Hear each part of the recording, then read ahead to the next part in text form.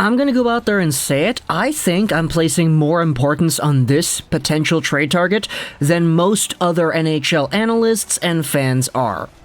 Today we're talking about Phil Kessel, Arizona Coyotes star winger, and I say that very loosely because I think everybody kind of knows that Phil Kessel is supposed to be a star winger. Like, I get it, he's 34 years old, he is no longer in the quote-unquote prime of his career.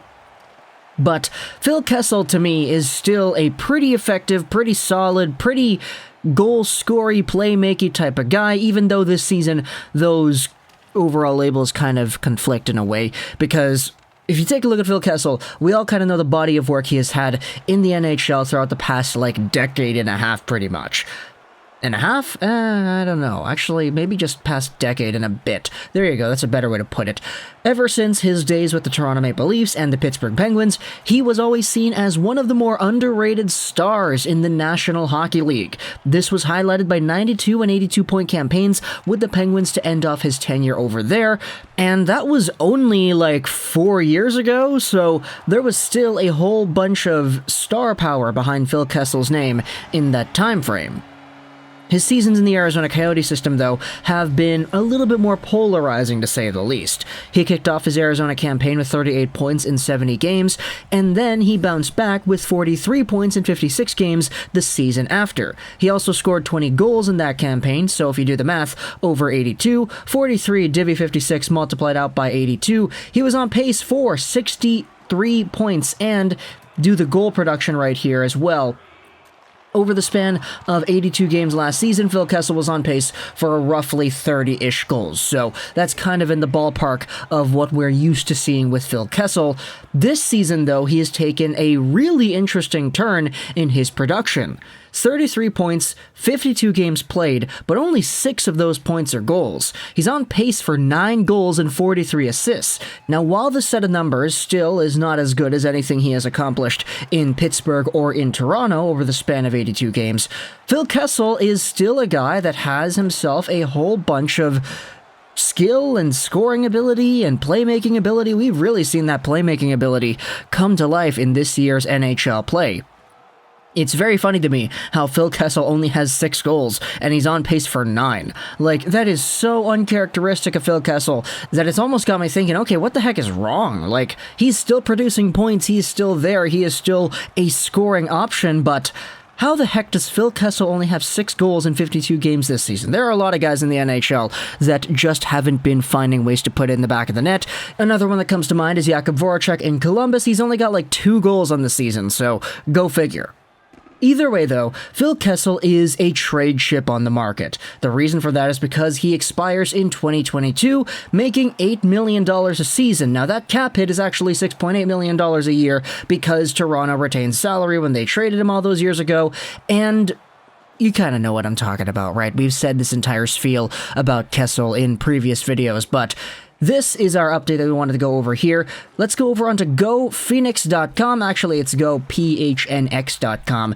NHL Trade Deadline Primer, Which Coyotes Could Be Departing? Published by Craig Morgan on February 22nd, 22. So there you go. That's 2/22/2022, Tuesday. Hopefully it was published at 2:22 p.m. But this article is indeed behind a paywall, so we're not going to go ahead and screenshot anything in this article. Instead, we're going over onto Spectre's Hockey from yesterday, February 26th, because what Lyle Richardson did was he summarized this entire article, and it pretty much goes over the price for Phil Kessel, and this pretty much highlights, why I think this is an interesting thing to talk about. So the article on GoPhoenix.com talks about which Arizona Coyotes pieces are tradable, etc., etc. Jacob Chychrun is talked about over here. The entire situation with him and his cap is all discussed. But Craig Morgan also said the Coyotes' asking price for Phil Kessel is a second-round pick. But that offer hasn't materialized. They might have to settle for a third-rounder for the pending UFA winger. And I know what you're thinking. What the heck are you doing, man? Why are you making a 10-minute video about Phil Kessel and the asking price being a second-round pick, if not a third-round pick, because they're not going to be able to get a second-round pick? It really got me thinking, okay, what exactly do big name, big scoring free agents to go for on the market. You know, regular playoff rentals. How is it that guys like Barclay Goodrow and Blake Coleman go out there and get first-round picks because their skill set in the bottom of your lineup is so valuable and you want those grindy, two-way efficient, penalty-killing guys? But players like Phil Kessel go out there and get seconds and thirds? I get it, there's a reputation of Phil Kessel being a one-dimensional player sometimes. You know, everybody likes to talk about Phil Kessel and the hot dogs and all that stuff. Like, the Toronto fan base and media was so ruthless to Phil Kessel that there's so much more of a meme status that has built itself up around this player, and a lot of that has to do with the way this guy has been treated. But to me, I still see Phil Kessel and I say, I mean, this guy's not really doing all too well in terms of the goal department, but he did get 20 goals last year in a shortened season. He was still on pace for about 30 goals, and we all kind of know that Phil Kessel, when it comes to what he does best, it's scoring goals on the rush. It's that patented wrist shot that he has. He pushes with the right hand and he pulls with the left hand, and he snaps that twig so well that it's netted him so many goals over the past few years. It's just this year it's not really going in. But his playmaking and assist game has been a lot more well-rounded now than his days in Toronto, for crying out loud. Like, he's on pace for 43 assists. He only matched that twice in Toronto in the 6 seasons he was there.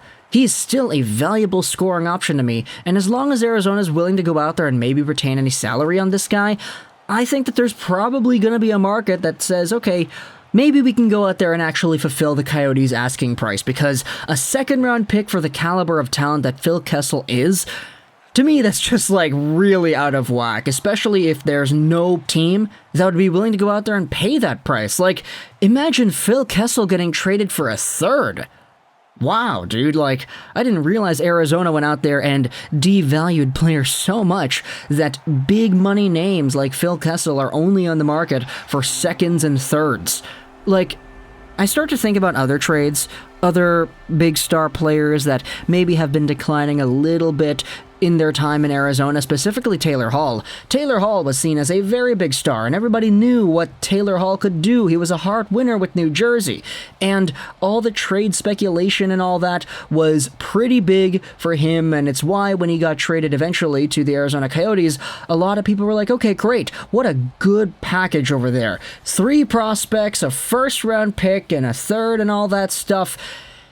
And eventually, give it a year, Taylor Hall gets traded again with salary retained to Buffalo for what is seen by many as a very small package for what Taylor Hall and his services could provide. So maybe that's just the market nowadays. Maybe star players that have themselves super good profiles get traded away for somewhat lackluster trade packages, especially if they're rentals.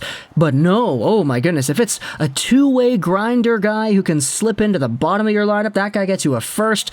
Taylor Hall, Phil Kessel, these guys go out there demanding seconds and thirds. It's kind of funny to me how the market shapes up. But if you're a fan of any of the teams that have been linked to Phil Kessel in the past, Pittsburgh, Boston, obviously there are a few others in there, New York also.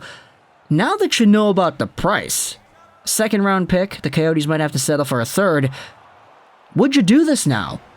Like, I know a lot of the reputation of Phil Kessel, especially in my video's comment section, have been, oh, he's kind of washed, he's this, he's that, he's not effective anymore, but like, I mean, he's still producing somewhat at the NHL level, right? He's still gone out there on pace for like 50-something points on the year, and players like that are pretty valuable. So I personally would see more benefits in acquiring a guy like Phil Kessel and putting that scoring touch somewhere throughout the rest of your lineup, especially if the price is only a second or a third round pick.